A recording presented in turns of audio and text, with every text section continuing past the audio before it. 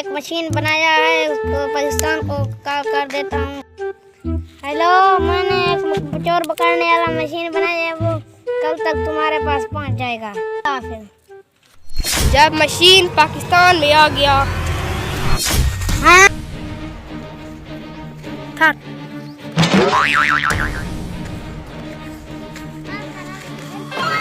मैंने सुना है पाकिस्तान में एक मशीन आ रहा है, चलो जाकर उसे उठाते हैं। लगता है कोई अच्छी है, हमें अच्छे पैसे मिल जाएंगे। चलो चलते हैं। चलो, वो सामने खड़ा हुआ है। चलो उठाते हैं।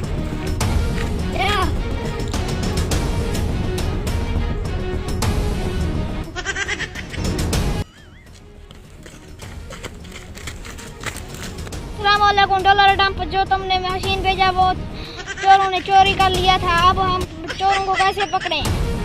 पाकिस्तानी सालों को जो भी कुछ देता हूँ चोरी हो जाता है। नवाज शरीफ खुद भी चोर है। लोग चोरी करके पता नहीं कहाँ से आते हैं जो चोर पाकिस्तान में कैसे कैसे लोग रहते हैं, कहाँ से आते हैं।